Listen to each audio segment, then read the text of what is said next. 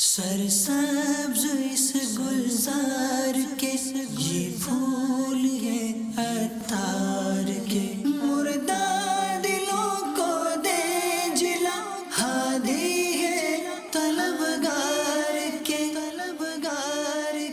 الحمدللہ رب العالمین والصلاة والسلام علی خاتم النبیین اما بعد فاعوذ باللہ من الشیطان الرجیم بسم اللہ الرحمن الرحیم الصلاة والسلام علیک یا رسول اللہ وعلی آلک وصحابک یا حبیب اللہ الصلاة والسلام علیک یا نبی اللہ وعلی آلک وصحابک یا نور اللہ۔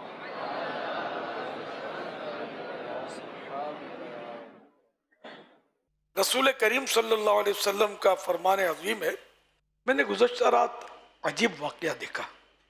میں نے اپنے ایک امتی کو دیکھا جو پل صراط پر کبھی گھسٹ کر اور کبھی گھٹنوں کے بل چل رہا تھا۔ اتنے میں وہ درود آیا جو اس نے مجھ پر بھیجا تھا۔ اس درود نے اسے پل صراط پر کھڑا کر دیا، یہاں تک کہ اس نے پل صراط پار کر لیا۔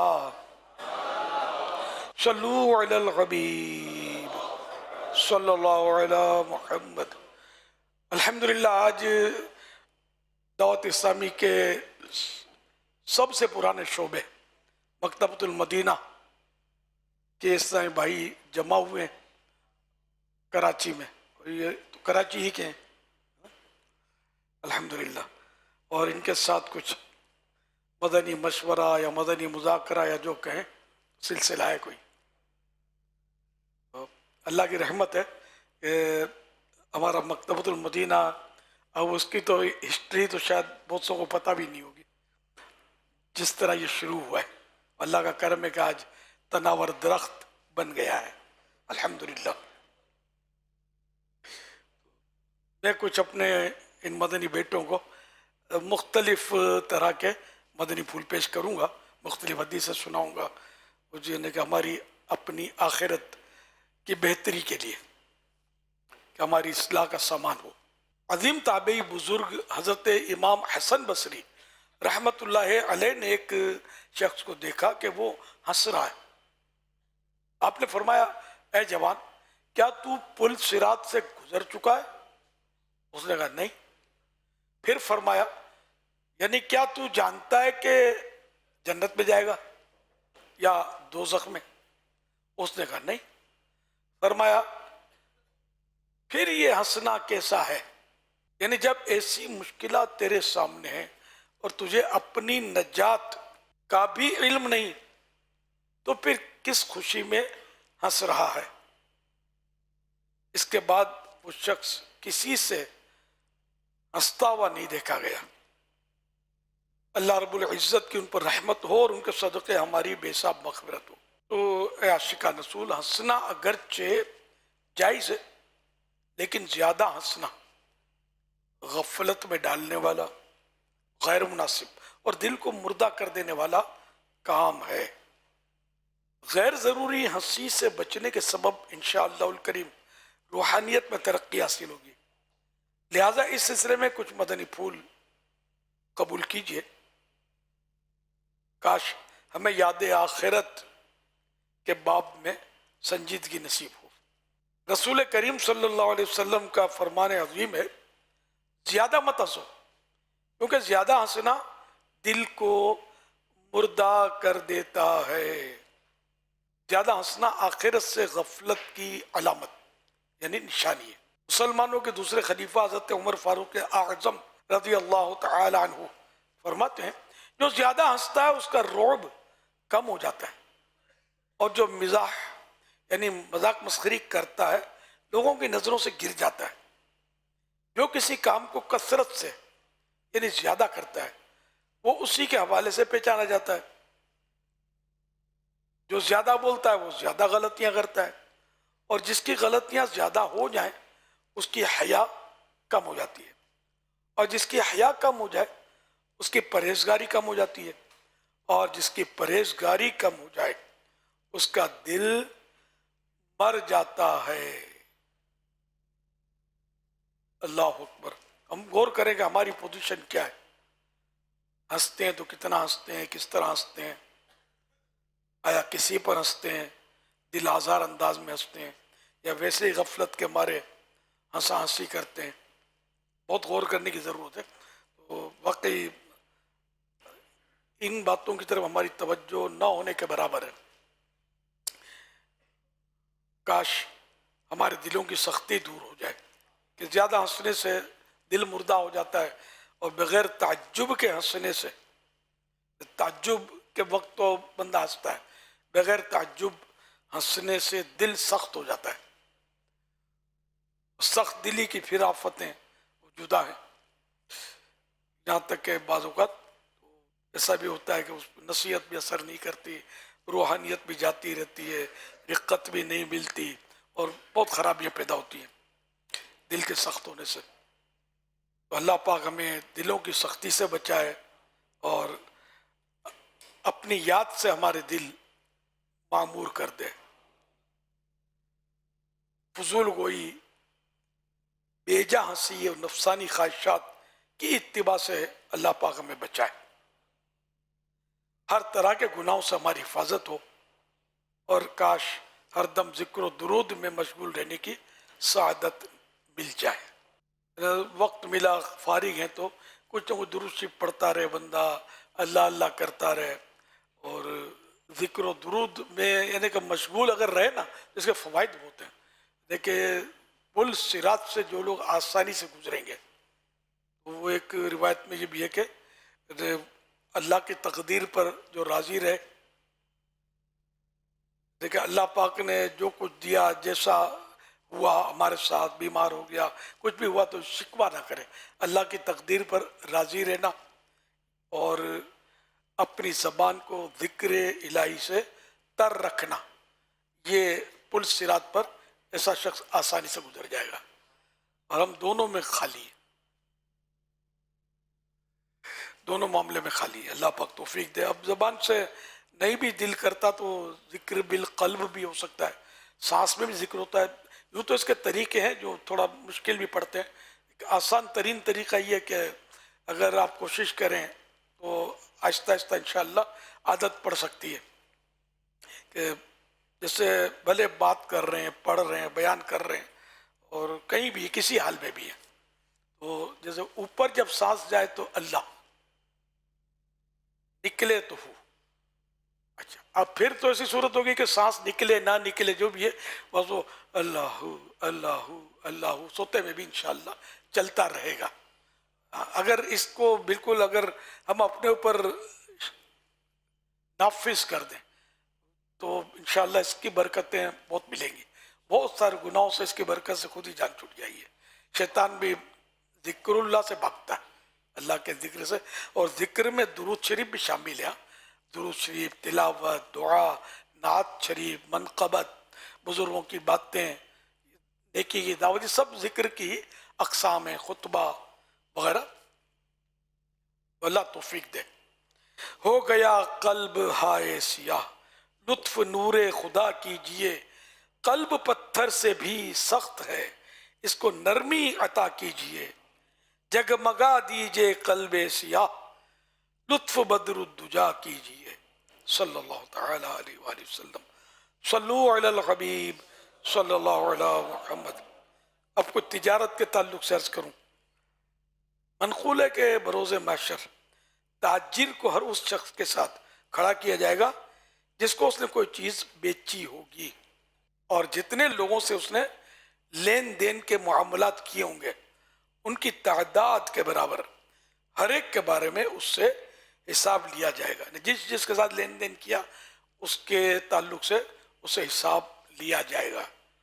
لین دین کرنا کاروبار میں جو آج کل یہ جھوٹ اور فراڈ اور کیا کیا ہو رہا ہے، بالکل ایزی لے رہے ہیں لوگ، لیکن یہ قیامت کے دن کیا ہوگا جب ایک ایک کے بارے میں یہ حساب ہوگا کہ اس کو کیا بیچا، کس طرح بیچا، کیسے بیچا، جو عیب تھا وہ بتایا کہ چھپا کر اس کو دے دیا، کتنا جھوٹ بولا، کتنا اس کو دھوکہ دیا، جس کا حساب ہوا وہ تو پھنسا، حساب دے ہی نہیں سکتے، سوال ہی نہیں ہے۔ ہمارا تو اتنے مطلب مسائل ہوتے ہیں، ہمارے ہر معاملے میں مسائل ہوتے ہیں۔ اللہ پاک اپنی رحمت سے ہمیں علم عطا کرے۔ علم ہی نہیں ہے نا، یہ علم کی روشنی سے بھی بندہ مطلب گناہوں سے بچتا ہے، لیکن وہ بھی نہیں ہے، معلوماتی کچھ نہیں ہے۔ بہرحال یہ کہ یہ بہت ڈر ڈر کے یہ کام کرنے والے ہیں، جو بھی کام کرتے ہیں تو یہ کاروبار میں بھی انہیں بس پیسے کماؤ، پیسے کماؤ، لاؤ لاؤ، یہ لگا ہوا ہے۔ لیکن یہ کہ یہ لاؤ لاؤ، قیامت کے دن جب اس کا حساب دینا پڑے گا نا، تب پتہ چلے گا کتنے بیسوں سو ہوتے ہیں۔ تو بخش بے حساب کے ہیں بے شمار جرم، دیتا ہوں واسطہ تجھے شاہ حجاز کا۔ صلی اللہ علیہ وسلم۔ ایک بزرگ رحمت اللہ علیہ فرماتے ہیں، میں نے ایک تاجر کو، ایک بزنس مین کو خواب میں دیکھ کر پوچھا، اللہ پاک نے تمہارے ساتھ کیا معاملہ فرمایا؟ جواب دیا، میرے سامنے 50,000 رجسٹر کھول دیے گئے۔ میں نے پوچھا کیا یہ تمام گناہ تھے؟ جواب دیا نہیں، بلکہ یہ وہ سارے معاملات تھے جو میں نے دنیا میں لوگوں سے کیے تھے، اور جتنے لوگوں سے معاملات کیے تھے ان کی تعداد کے برابر ہر ایک کا ایک علیحدہ رجسٹر تھا۔ ہر رجسٹر میں میرے اور دوسرے شخص کے مابین یا درمیان ہونے والے تمام معاملات اول تا آخر درج تھے۔ اب حسد کے بارے میں کچھ، کہ حسد بھی ہمارے بہت پایا جاتا ہے۔ حسد یہ ہوتا ہے کہ کسی کی دینی یا دنیاوی نعمت کے اس سے چھن جانے کی تمنا کرنا، یا یہ خواہش کرنا کہ فلاں شخص کو یہ نعمت نہ ملے، اس کا نام حسد ہے۔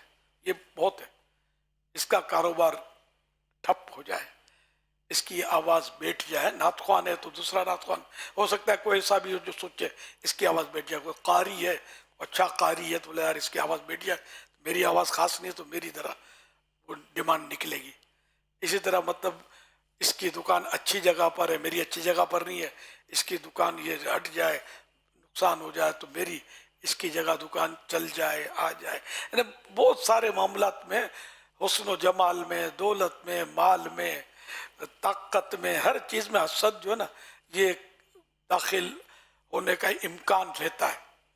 یہ ہے خطرناک، کتنا خطرناک ہے کہ مدینہ کے سلطان رحمت عالمیان صلی اللہ علیہ وسلم فرماتے ہیں، آپس میں حسد نہ کرو، آپس میں بغض و عداوت نہ رکھو، پیٹھ پیچھے ایک دوسرے کی برائی بیان نہ کرو، اور اے اللہ کے بندو بھائی بھائی ہو کر رہو۔ حوالہ بخاری شریف جلد 4 حدیث نمبر 6066۔ حضرت مفتی احمد یار خان رحمت اللہ علیہ اس حدیث پاک کی شرح میں فرماتے ہیں، یعنی بدگمانی، حسد، بغض وغیرہ وہ چیزیں ہیں جن سے محبت ٹوٹتی ہے، اور اسلامی بھائی چارہ محبت چاہتا ہے، لہذا یہ عیوب چھوڑو تاکہ بھائی بھائی بن جاؤ۔ حسد کے تعلق سے ایک حدیث یہ بھی ہے کہ حسد نیکیوں کو اس طرح کھا جاتا ہے جس طرح آگ لکڑی کو۔ یہ بہت خطرناک ہے حسد، جو یہ عام ہے اور ہمیں احساس بھی نہیں ہوتا کہ ہم دوسرے کی حسد میں مبتلا ہیں۔ یعنی یہ بھی ضروری نہیں کہ اس کی نعمت چھن کر مجھے مل جائے، بلکہ خالی چھن جانا یا اس کو یہ نعمت نہ ملے یہ بھی حسد ہے۔ یار یہ فیل ہو جائے تو اچھا، پاس نہ ہو، پاس ہونا نعمت ہے تو تمنا کی کہ یار یہ پاس نہ ہو، تو یہ بھی حسد ہوئی۔ اور کوئی بہت ذہین ہے تو اس کے بارے میں حسد ہوئی کہ یہ اس کا ذہن جو ہے نا کند ہو جائے، میرے بغیر کوئی پوچھتا ہی نہیں ہے، یہ اس کا ذہن کند ہو جائے۔ اس طرح مطلب یہ کہ بہت ساری صورتیں حسد کی یہ ہمارے یہاں ہوتی ہیں۔ یہ اچھا سیل مین ہے، میں اچھا سیل مین نہیں ہوں، ہے نا، تو اس کو بعض اوقات حسد ہوگی کہ یہ اچھا سیل مین نہ رہے، یہ مطلب بھول جائے، اس کا حافظہ کمزور ہو جائے وغیرہ وغیرہ۔ تو اس لیے اس سے توبہ کرنی چاہیے۔ جو عرض کرتا رہا ہوں میں، اگر اپنے اندر یہ چیز ہے تو اس سے سچی توبہ کرنی چاہیے، اور آئندہ بچنے کا پورا عزم اس سے بچنا ہے۔ اور کسی کو بولنے کی ضرورت نہیں ہوتی کہ یار میں حسد کرتا تھا اب میں نے توبہ کی ہے، نہیں، اس کی حاجت نہیں ہے۔ یا فلاں گناہ میں کرتا ہوں، میری کیوں ہے. تو یہ اپنا عیب کھولنا یہ عقل بندی بھی نہیں ہے دنیاوی اعتبار سے بھی کہ لوگوں کے دلوں میں آپ کی نفرت پیدا ہوگی، اور شرعن بھی اس کی اجازت نہیں ہے کہ گناہ کا اظہار یہ بھی گناہ ہے. گناہ بلا ضرورت اس کو ظاہر نہ کرے کسی پر.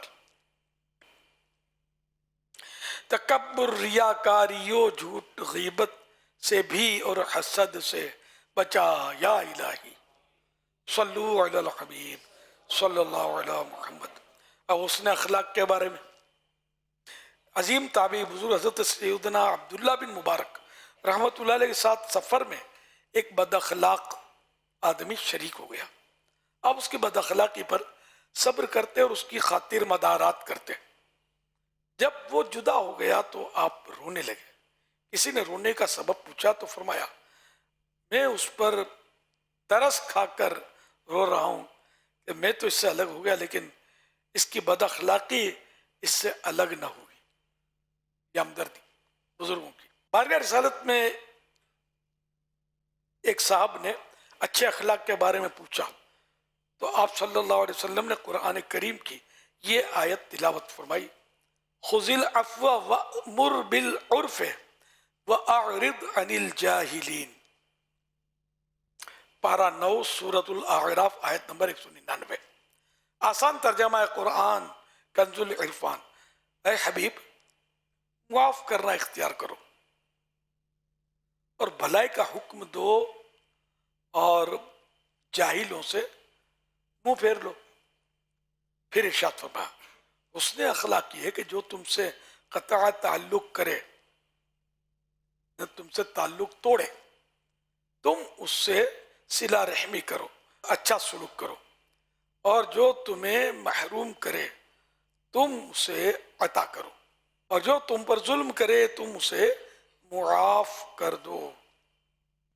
بروز قیامت میزان عمل میں جو سب سے وزنی چیز رکھی جائے گی وہ تقوی اور حسن اخلاق ہے. بارگاہ رسالت میں عرض کی گئی ای الاعمال افضل، یعنی کون سا عمل افضل ہے؟ تو ارشاد فرمایا خلق حسن، یعنی حسن اخلاق. بارگاہ رسالت میں عرض کی گئی یا رسول اللہ صلی اللہ علیہ وآلہ وسلم باعتبار ایمان سب سے افضل مومن کون ہے؟ ارشاد فرمایا احسنہم خلقا، یعنی جس کے اخلاق سب سے زیادہ اچھے ہیں.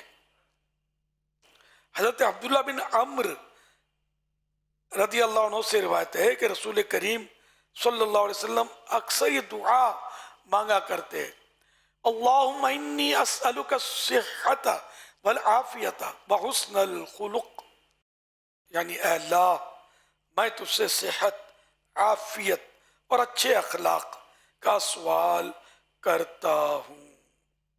اخلاق ہوں اچھے، میرا کردار ہو ستھرا، محبوب کا صدقہ تو مجھے نیک بنا دے. صلو علی الحبیب صلی اللہ علی محمد.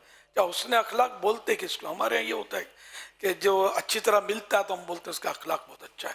یہ بھی ہے حسن اخلاق کا حصہ ہے، تاہم یہ حسن اخلاق کی تعریف بھی نوٹ کر لیں. حضرت ابو بکر محمد بن موسیٰ واسطی رحمت اللہ علیہ فرماتے ہیں حسن اخلاق یعنی اچھا اخلاق یہ ہے کہ بندہ اللہ پاک کی خوب معرفت یعنی پہچان کی وجہ سے نہ کسی سے لڑے اور نہ کوئی اس سے لڑے. حضرت سہل بن عبداللہ تستری رحمت اللہ علیہ سے کسی نے پوچھا حسن اخلاق کیا ہے، اچھا اخلاق کیا ہے؟ تو آپ رحمت اللہ علیہ نے فرمایا حسن اخلاق کا ادنا درجہ یہ ہے کہ تحمل مزاجی کا مظاہرہ کیا جائے، برداشت کا مظاہرہ کیا جائے، انتقام نہ لیا جائے، ظالم پر شفقت و مہربانی کی جائے اور اس کے لیے دعائے مغفرت کی جائے. ہمارا کیا ہے؟ منہ توڑ دوں گا، کمزور سمجھا ہم کو، چھوڑوں گا نہیں اس کو تمہیں.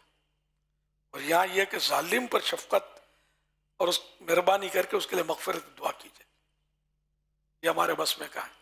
یہ حسن اخلاق کی تعریفات یہ میں نے بیان کی. اور امام غزالی رحمۃ اللہ علیہ کے نزدیک حسن اخلاق اور بد اخلاق کی تعریف کیا ہے؟ اگر نفس میں موجود وہ کیفیت ایسی ہو کہ اس کے باعث اچھے ایک کام اس طرح ادا ہوں کہ وہ عقلی اور شرعی طور پر پسندیدہ ہوں، عقل بھی اس کو اچھا کہے اور شریعت بھی اس کو اچھا کہے، تو اسے حسن اخلاق کہتے ہیں۔ اور اگر اس سے برے افعال یعنی برے کام اس طرح ادا ہوں کہ وہ عقلی اور شرعی طور پر ناپسندیدہ ہوں، تو اسے بد اخلاقی سے تعبیر کیا جاتا ہے۔ اچھے اخلاق کیسے ملے، حاصل کیسے ہو؟ یہاں تو غصے سے مطلب تمتماتے رہتے ہیں چہرہ ہمارا، ذرا کو مزاج کے خلاف بات آئی تو بس وہ سارا اخلاق ایک طرف، مطلب ہٹ جاؤ، میں اس کو کچا کچا کھا جاؤں گا۔ حضرت امام محمد بن محمد غزالی رحمۃ اللہ علیہ فرماتے ہیں اچھے اخلاق نفس کو مارنے اور مجاہدے کے ذریعے حاصل کیے جا سکتے ہیں۔ اس کی ابتدا اس طرح ہوتی ہے کہ شروع میں افعال بتکلف یعنی اب زبردستی کرنے ہوتے ہیں، پھر بالآخر وہ اس کی عادت بن جاتے ہیں۔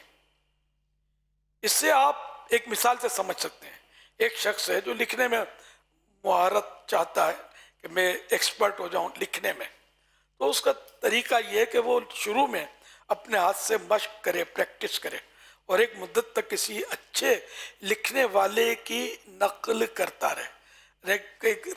ہینڈ رائٹنگ اچھی کرنے کا طریقہ یہی ہے کہ جس کی ہینڈ رائٹنگ آپ کو اچھی لگی تو اس کو سامنے رکھ کر اسی کی طرح حروف بنائے جائیں۔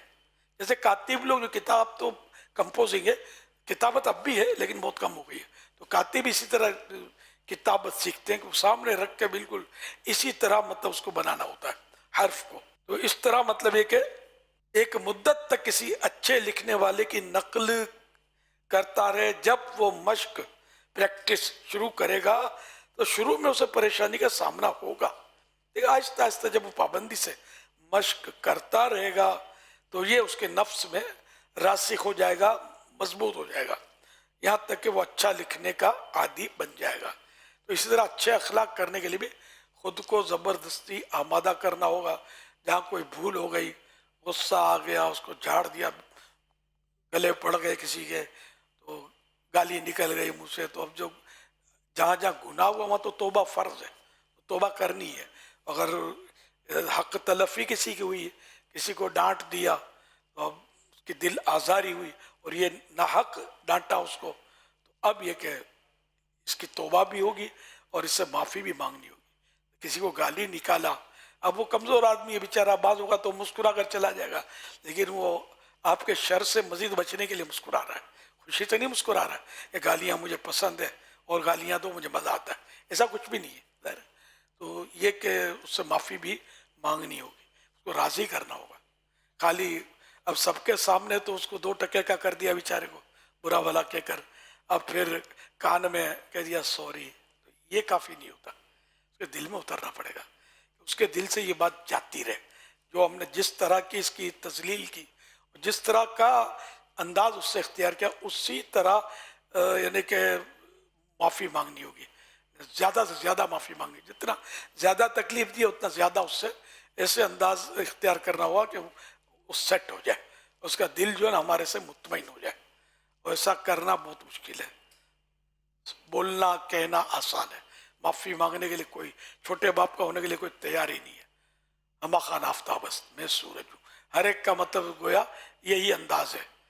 اگر کسی کو جھاڑ دیا، لتاڑ دیا، اب جیسے آپ کا یہ کام دھندا، جو بھی کام دھندا کہیں یا مکتبۃ المدینہ، اس میں بھی ایسا ہوتا ہوگا کہ جو اوپر ہوتا نیچے والے کو جھاڑتا ہوگا، تیرے شرم نہیں آتی یار، اتنے عرصے سے کام کرتا ہے، کون سی کتاب کہاں رکھی ہے پتہ ہی نہیں تجھے، اس طرح بائنڈنگ ہوتی ہے، یہ دیکھ کاغذ مڑا ہوا تو نے ڈال دیا، پھنس گیا، مشین خراب ہو گئی، کیا تیرا باپ اس کو ادا کرے گا پیسے؟ ہے نا، اس طرح کی گفتگو رف ٹاکنگ جس کو بولتے ہیں یہ ہوتی ہوگی، برابر کا دل دکھتا ہوگا اگلے کا۔ آپ بھول نہیں کرتے، کبھی غلطی نہیں کی آپ نے، نہیں بھی کی تب بھی آپ کو اجازت کس نے دی کہ آپ جس کو چاہے جھاڑ دیں اور اس کو بیچارے کی مطلب بے عزتی کر دیں, سب کے سامنے تذلیل کر دیں. عزت نفس تو ظاہر بچے کی بھی ہوتی ہے, سب کی ہوتی ہے. ایک بہت ہی کمزور غریب ترین آدمی ہوگا, اس کی بھی عزت نفس ہے. اور ہم جب سب کا احترام کرنا سیکھ لیں گے, لوگوں کی حیثیت کے مطابق اس کو مان دیکھنا سیکھ لیں گے, تو اس سے کیا ہوگا کہ ایک تو ان کے دل خوش رہیں گے ہم سے, اور ہم کو بھی عزت ملے گی اس سے. لوگوں کی نظر میں ہم بھی اچھے ہو جائیں گے. ورنہ جو بد زبان ہوتے ہیں نا, لوگ بھلے ان کو سلوٹ کرتے ہیں. اب کوئی پولیس کا افسر جا رہا ہے مثلا, اور لوگ جانتے ہیں اس کو کہ یہ بڑا مسئلے کرتا ہے, اس سے تو جو بگاڑے وہ کہیں کا نہ رہے, تو اس کو لوگ سلوٹ کریں گے, سلامیاں دیں گے. یہ سمجھے گا میری عزت بہت ہے. تیری عزت نہیں ہے. تیرے شر سے بچنے کے لیے تجھے لوگ سلامیاں دیتے ہیں. تو سیٹ سے اتر, یہی تجھے ڈھونڈتے ہوں گے کہ اب ہاتھ میں آئے. تو یہ ایک میں جنرل بات کر رہا ہوں. تو اس طرح مطلب کوئی ایسا ہے تو اگر, تو آپ بھی اگر اس طرح کریں گے نا, تو کل آپ کی سیٹ بھی جائے گی, سمجھے. وَتُعِزُّ مَن تَشَاءُ وَتُذِلُّ مَن تَشَاءُ, کہ اللہ پاک جس کو چاہتا ہے عزت دیتا ہے, جس کو چاہتا ہے ذلت دیتا ہے. تو اگر آج آپ کو اللہ نے عزت دی ہے, 4 آدمیوں پر آپ بڑے ہوئے, تو اس کا مطلب یہ تھوڑی کہ یار آپ جب چاہیں اس کو بیچارے کو ذلیل کرتے رہیں. یہ کچھ نہیں بولے گا, لیکن بعض اوقات وہ ایسا انتقام لے گا کہ آپ کی نسلیں یاد کریں گی. ایک واقعہ اپنے کھارادر کی طرف کا ہے. مجھے کھارادر کے ہی اسلام بھائی نے بتایا تھا, سچا واقعہ کہہ کر. اب وہ میں اپنی یادداشت سے اپنے الفاظ میں عرض کروں گا. ایک نوجوان تھا, وہ سادہ تھا بیچارہ, سیدھا سادہ تھا. تو جو لڑکے والے ہوتے ہیں نوجوان, گلی میں ذرا جو دادا گر ٹائپ کے, اور وہ اس کو چھیڑتے رہتے تھے. جب چاہتے تھے اس کا مذاق اڑاتے تھے, اور وہ بیچارہ چپ چاپ چلا جاتا تھا. آخر کب تک تنگ آ گیا کہ یار جب چاہتے ہیں میرے کو ذلیل کرتے ہیں. اب اس نے کیا کیا, کہیں سے پشتن پیدا کی, وہ کھوپڑی گھوم گئی اس کی, میں اس کو چھوڑوں گا نہیں, جب دیکھو یہ مجھے ذلیل کرتا ہے. وہ کہہ لگاتا ہے میرے اوپر دیکھ کر. اس نے اس کو فائر کر دیا. فائر کرتے تو کر دیا, اب کیا کرے, پولیس تو پکڑ لے گی. یہ بھاگ گیا, اور آخرکار اس نے ٹیم بنا لی اپنی بدماشوں کی. یہ دھندے شروع کر دیے اس نے.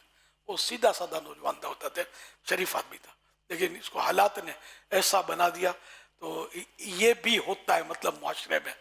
بعض اوقات چھوٹے چھوٹے لڑکے قتل کر دیتے ہیں, اس کے پیچھے کوئی داستان ہوتی ہوگی. کوئی اپنی ماں کو مار دیتا ہے, کوئی باپ کو مار دیتا ہے. بعض اوقات اس کے پیچھے بھی داستانیں ہوتی ہوں گی کہ ظلم ہوتا ہوگا. ماں بھی بعض اوقات ظلم کرتی ہے, باپ بھی بعض اوقات ظلم کرتے ہیں. بات پر جھاڑتے ہیں, بات پہ تنگ کرتے ہیں, بات پہ مارتے ہیں اولاد کو. بعض ماں باپ ایسے ہوتے ہیں. پھر بعض اوقات یہ ہو سکتا ہے اولاد اس سے انتقام لیتی ہو. لینا نہیں چاہیے, جس نے کیا غلط کیا. لیکن ایک بات بولتا ہوں کہ یہ معاشرہ ہے. ہمارے یہاں تو بچوں کی جیل ہے کراچی میں, لنڈی کی طرف.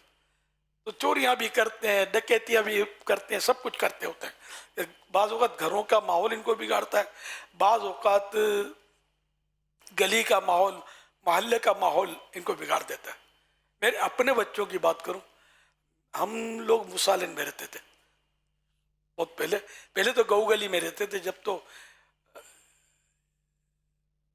بچے ایک بچی شاید ہوئی تھی, تو بہت چھوٹے تھے. پھر ہم نے مسالن میں ٹرانسفر ہو گئے, مکان لے لیا. اب محلہ جو ہم کو ملا تھا, اب آج کل کے محلے جو بھی ہیں, بہرحال یہ کہ ہمارے بچوں کو ہم لوگوں نے محلے میں کھیلنے نہیں دیا کبھی. جو کھیلنا ہے گھر میں, کھلونے گھر میں, جو بھی. الحمدللہ مطلب یوں ہمارے بچے گالیوں سے اور اس طرح کی دادا گیریوں سے اور بچ کر نکل گئے اللہ کی رحمت سے. اور باقی جو بچے ان گلیوں میں کھیلتے ہیں نا, کھلنڈروں کے ساتھ اور آوارہ اور گالی گلوچ والے لڑکوں کے ساتھ, پھر وہ بچے جو ہے نا, جو گھروں میں آپ بہت سو کو تجربہ ہوگا, سمجھے. تو اللہ پاک کی رحمت بس ہمارے شامل حال رہے. تو میں نے اسے مطلب بات پر بات نہیں لی, تو میں نے عرض کیا کہ اس طرح ہمیں اگر بری صحبت سے بھی بچائیں گے نا اپنی آل کو, اولاد کو, اپنے آپ کو, تو کئی برائیوں سے ہم بچ کر نکل سکتے ہیں, بچے ہوئے رہ سکتے ہیں. تو بہرحال لے کے سب کو عزت دیں جو عزت کے قابل ہے. انزل الناس منازلہم, لوگوں سے ان کی منزلوں, ان کے منصبوں کے مطابق سلوک کیا جائے، یہ حدیث پاک ہے. انشاءاللہ اس طرح کریں گے تو ہماری زندگی اچھی گزرے گی. اللہ پاک آپ سب کو سلامت رکھے. اور یہ مکتبۃ المدینہ تو ہمارا صحیح دعوت اسلامیہ ایک طرح سے دل ہے، میں دل کہتا ہوں اس کو، کیونکہ میں نے اس کے ذریعے جو نیکی کی دعوت عام ہوئی ہے نا، اس کا شاید آپ کو بھی اندازہ نہیں ہوگا، اتنی عام ہوئی ہے نیکی کی دعوت. مثال کے طور پر فیضان سنت کس نے چھاپی؟ مکتبۃ المدینہ نے چھاپی. مفتی اہل سنت مفتی قاسم صاحب کا نام سنا ہے؟ سب نے سنا ہوا، سمجھے. انہوں نے فیضان سنت میں علم کا باب پڑھ کر ان کو شوق ہوا علم حاصل کرنے کا، حفظ قرآن بھی کیا، اور پھر اس وقت جامعات المدینہ تو تھے نہیں، انہوں نے پڑھا. پھر میں گیا تھا ان کے شہر، کوئی دورہ تھا اپنا پنجاب کا، فیصلہ آباد، تو وہاں ملاقات ہوئی اور وہ بہت تعریف ہوئی ان کی کہ بہت ذہین ہے. ایک بار حدیث پڑھتے ہیں دوبارہ ان کو پڑھنے کی ضرورت نہیں ہوتی، یاد ہو جاتی ہے ان کو. درس سے نظامی کر چکے تھے اور دور حدیث دوبارہ کر رہے تھے. یہ میری ملاقات ہوئی، میں ذہین بہت ہیں، یار یہ اپنے کو چاہیے. میں نے ان کے والد صاحب ذمہ دار تھے، مرحوم اللہ غری کی رحمت کرے، دعوت اسلامی کے ذمہ دار تھے. تو میں نے ان لوگوں کی دعوت، مجھے جو یاد پڑتا ہے، جس کے گھر ٹھہرا تھا کھانے پہ بلا لیا. میں ان کے والد کو بولا کہ یہ بچہ میرے کو دے دو، وہ لے جا. یہ ہاتھوں ہاتھ بات کرتا ہوں، لے جاؤ. ہاتھوں ہاتھ میں نے اس کو پکڑ لیا. اور اب اگلا جو سفر تھا میرا شاید ملتان شریف کا تھا، بٹھا لیا میں نے گاڑی میں اس کو، چلو ابو نے دے دیا ہے، یہ بھی چل پڑے. پھر یہاں جامعۃ المدینہ اب تو شروع ہو چکے تھے اپنے جامعۃ المدینہ کے جو بڑے تھے اس وقت استاذ، ان کے حوالے کر دیا کہ اس کو پالش کرو، بچہ بڑا ذہین ہے. اور یوں آج یہ مفتی اہل سنت ہے. نکلے کہاں سے؟ مکتبۃ المدینہ. دل ہے نا مکتبۃ المدینہ. اس طرح آپ کی کتاب میں پڑھ پڑھ کر نہ جانے کتنے لوگ گناہوں سے توبہ کر لیتے ہوں گے، کتنے نمازی بن جاتے ہوں گے، اور کتنے دعوت اسلامی کے ماحول سے وابستہ ہو جاتے ہوں گے. یہ اپنے کو ظاہر سب کا تو پتہ نہیں چلتا. تو یہ آپ کا بہت اہم مطلب شعبہ ہے. یہ آپ لوگ مکتبہ بولتے ہو، اس سے تھوڑا مجھے اختلاف ہے، لفظ مدینہ مائنس کر دیتے ہو. مکتبہ کرتے ہیں نا، مکتبے تو ہزاروں ہیں یار. ہمارا سب سے منفرد مکتبہ ہے، مکتبۃ المدینہ اس کا نام ہے. تو یہ کوشش کریں مکتبۃ المدینہ. جامعۃ المدینہ والے بھی جامعہ بولتے ہیں، مدرسۃ المدینہ والے مدرسہ بولتے ہیں. یہ تو ہزاروں ہیں.